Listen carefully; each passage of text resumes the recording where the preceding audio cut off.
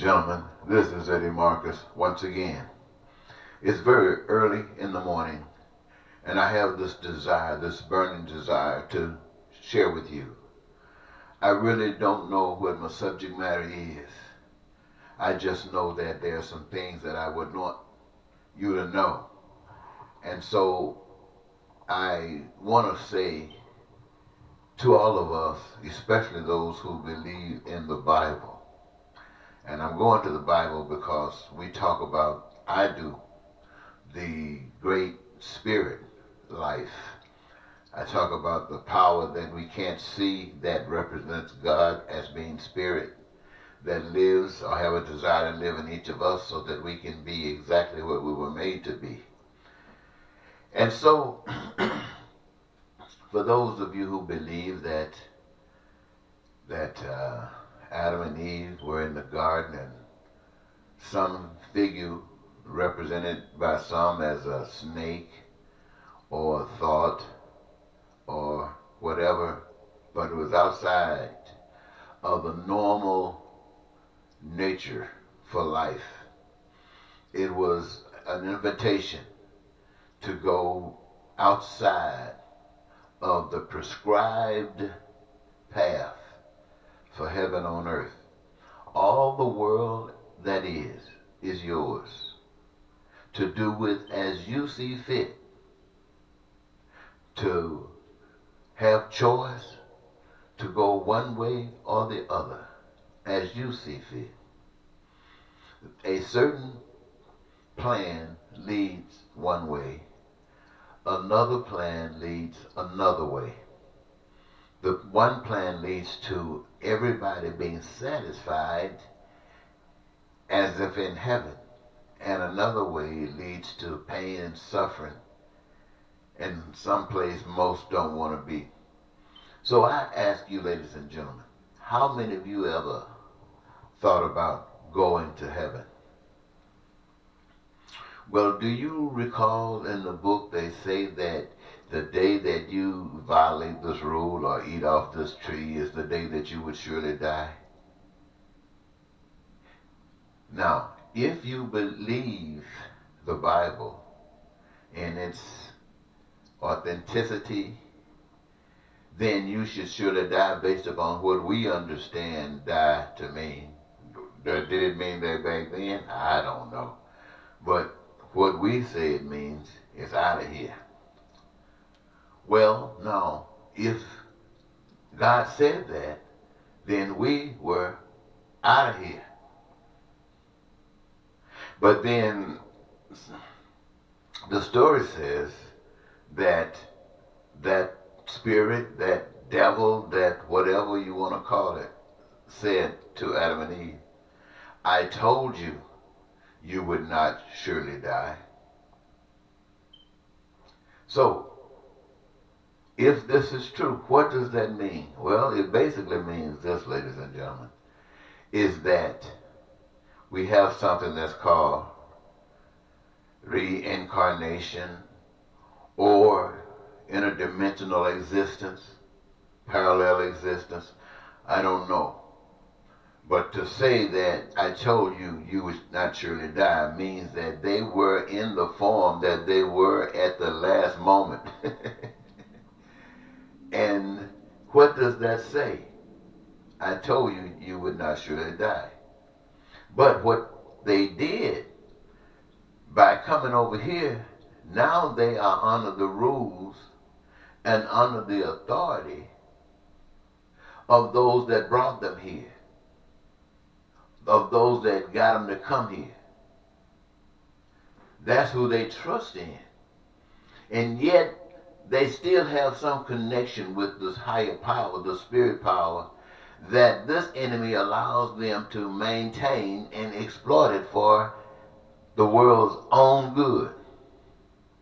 You know now that, especially in all over the world, religion hasn't really meant a thing.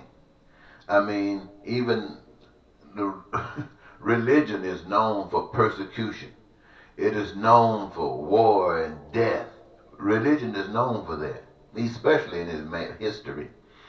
And even today, in certain parts of the world, religion is still held in that same old fashion of bondage and persecution and harming people by people for the will of God. Now, I can only say that it is what it is. I'm so thankful that the God I serve, the one that gave me, does not speak to me like that. In fact, the God that I serve says that anybody that's over here in this side of the track, and who is on this side of the track? Who is on the negative side of the track? All humankind. All humankind on earth in the physical form are over here on the negative side of the world, on the negative side of existence. We are here on the negative side of existence because we have no familiarity whatsoever with the positive side. The only thing that we know about the positive side is that those who really stand up for it in this society, and I'm sure probably all others, evil comes and kills them. Now, do you see what's happening? Evil comes and kills them. On the one hand, evil came and tricked them and took them over on the negative side. On the negative side, they one day woke up and saw negative for what it was, and because they woke up, they had something to compare it to. They had heaven to compare it to, and there was no comparison. And they could see all of the problems that existed that served as stumbling blocks from heaven. So they began to point them out. And evil wasn't going for that. So evil took them out. So even in the analysis in the beginning, if we're using that same analogy, they didn't really, as the devil said, told you wouldn't surely die. But you did really die to the fleshy side over here, the negative side. But you awoke right in the place that you were designed to be. And why? You deserve it. Why do you deserve it? Because you gave your life for it. You the seed that was planted. You gave your life for truth. You gave your life for heaven. You deserve it. Now, I realize that Satan got a lot of people confused, saying that Jesus Christ died on the cross for you. And if you believe that and confess that, Jesus was the Son of God. He was born of a virgin.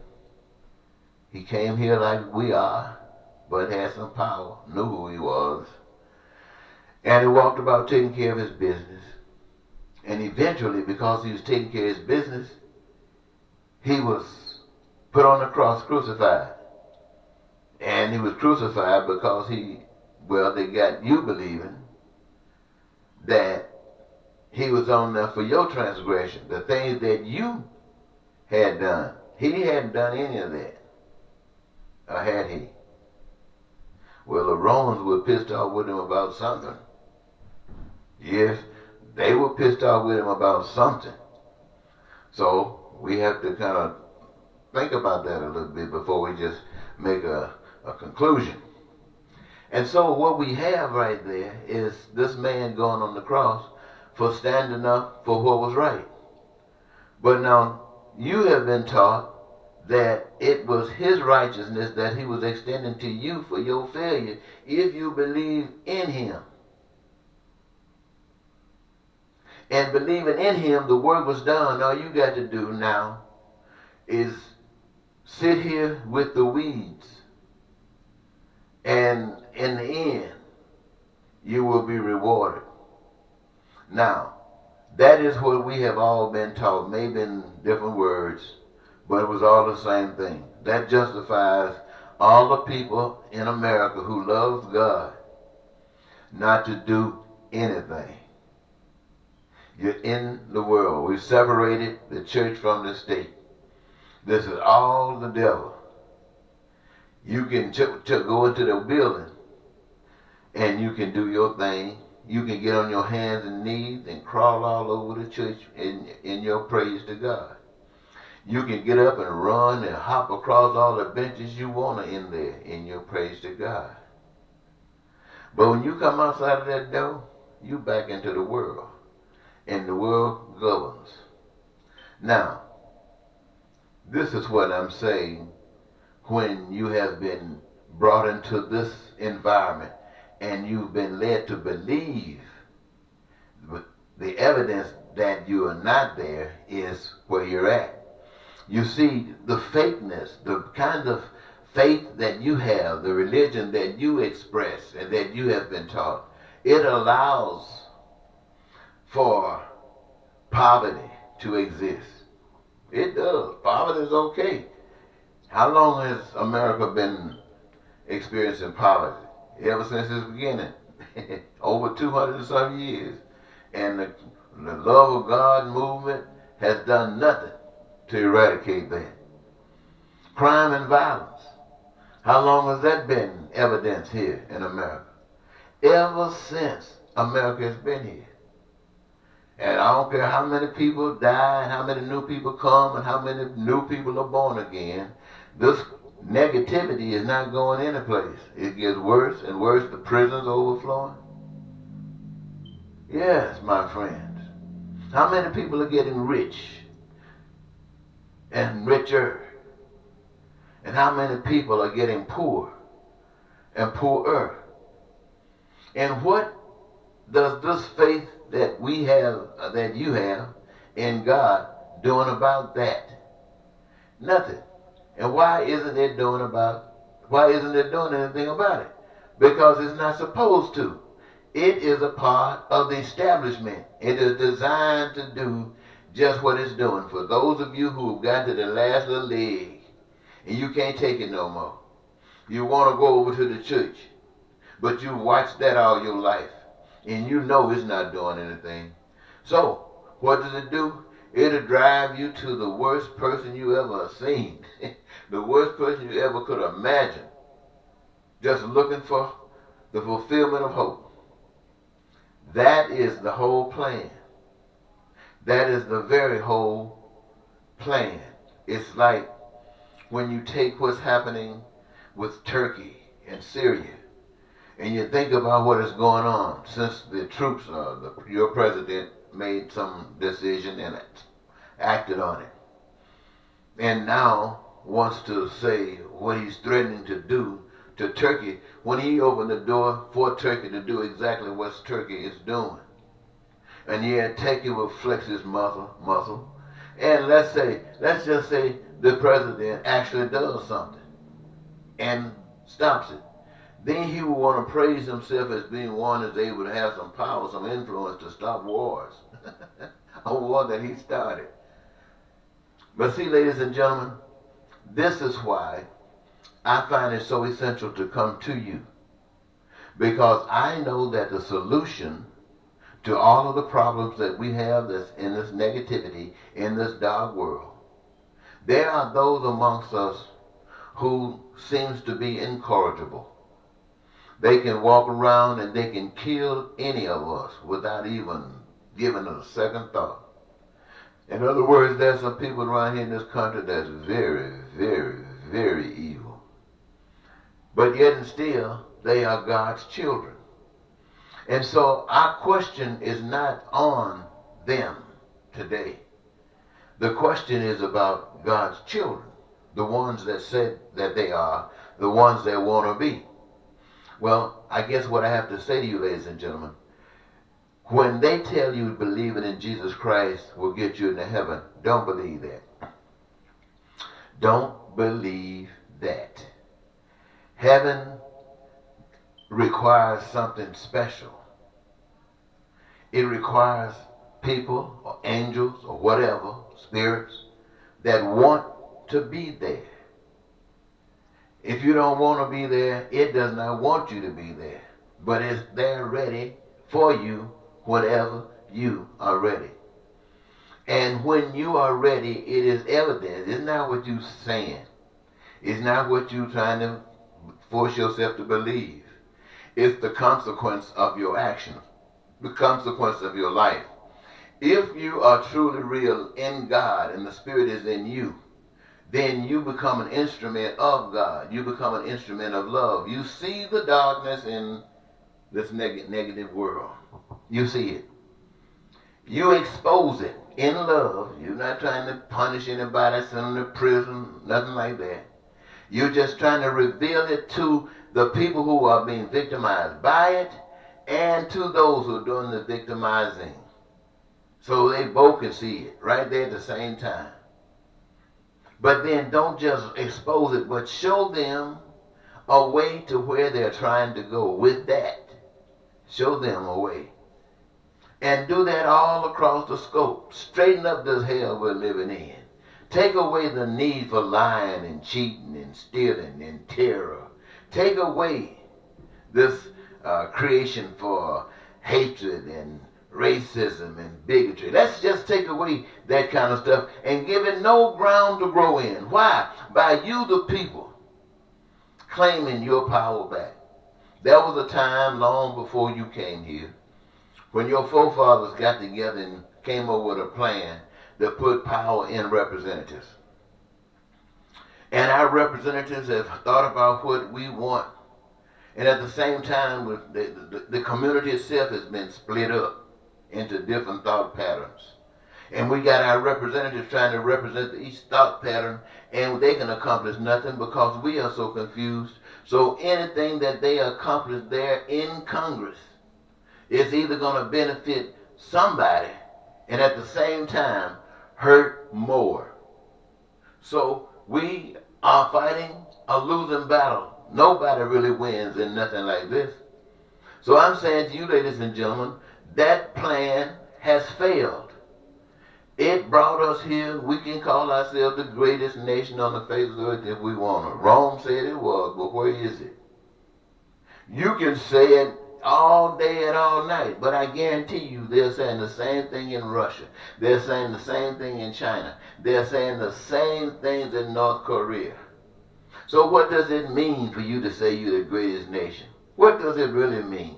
It doesn't mean a thing. You're just one amongst other great nations. And which of you are really great? Not a single one of you.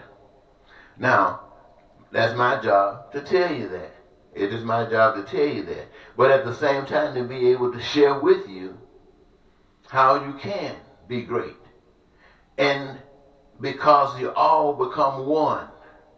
And each of you, the citizens of this country and the citizens of every country, claim back your power. Take it back from your representatives. Take it back from your dictators. And what do I mean when I say take it back? I mean start thinking for you, the people. Think about those things that are common amongst every last one of you that each of you need for survival. Think about it. And then put some focus on it. And then guarantee that not a single one of you will be absent any of these necessities. And then you start thinking about the other things of life. Think about it. And how some things might be so important to some of you and not to others, and yet others might have something that's important to them and not to others. You think about that.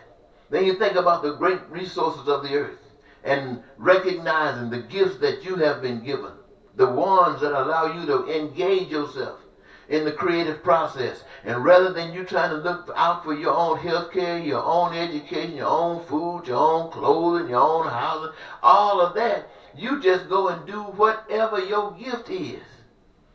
That's your contribution to that whole plan out there, whatever your gift is.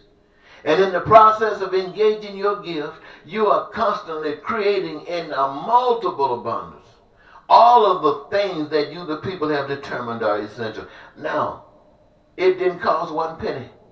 No money was in there because on God's side, we don't need money. In God's side, all you need is love. All you need is love for God, love for yourself, and love for everybody else. Because it's all one. It ain't no mix up.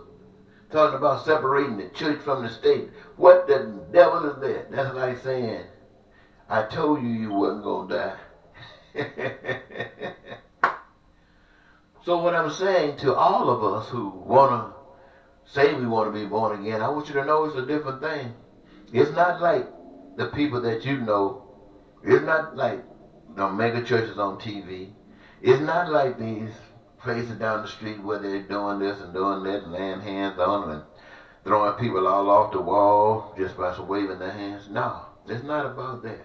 Love is about taking care of the garden. Love is about taking away that which permits negativity. And love doesn't yield at the expense of being shot down. I say shot down because that usually is the easiest way they do it. And at the moment they do that is the same moment you step into that which you have proven to all of those in darkness.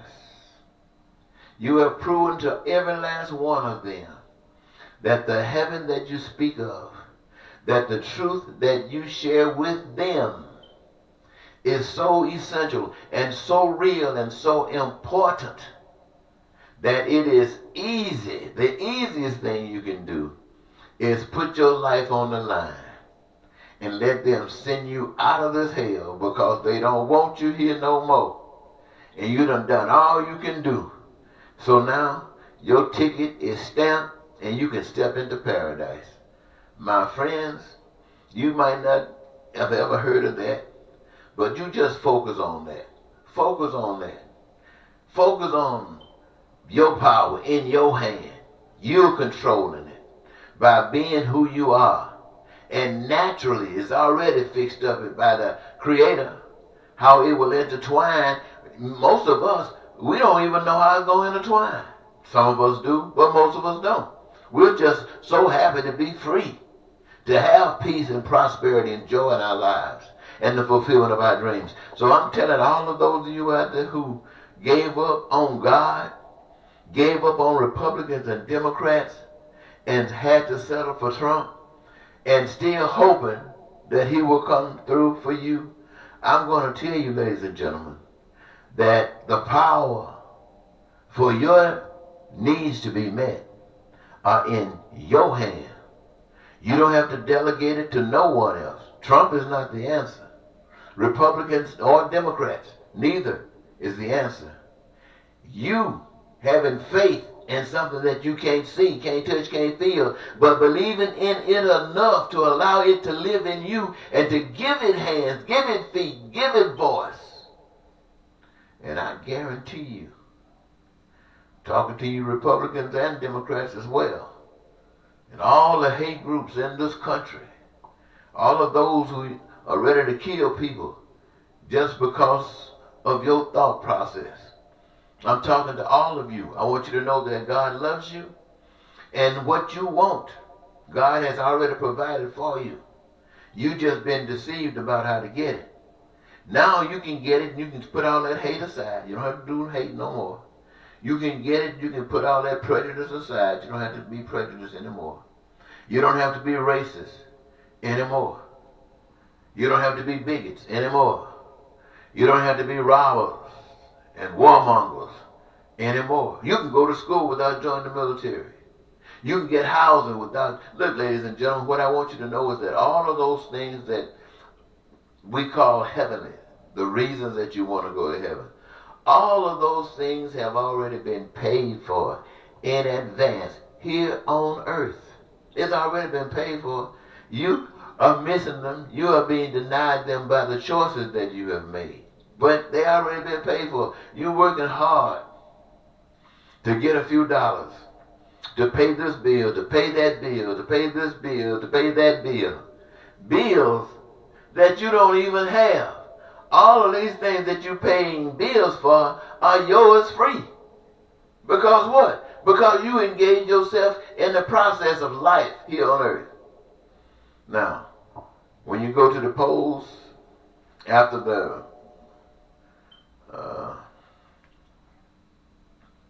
primaries, my name is Eddie Marcus. Now, I won't be on the ballot at the general election. You'll have to look at us blank space. You're saying that you don't want a Republican or a Democrat or any of the other people that might be up there. You just go down in that blank space and you write in Eddie Marcus. Write in Eddie Marcus.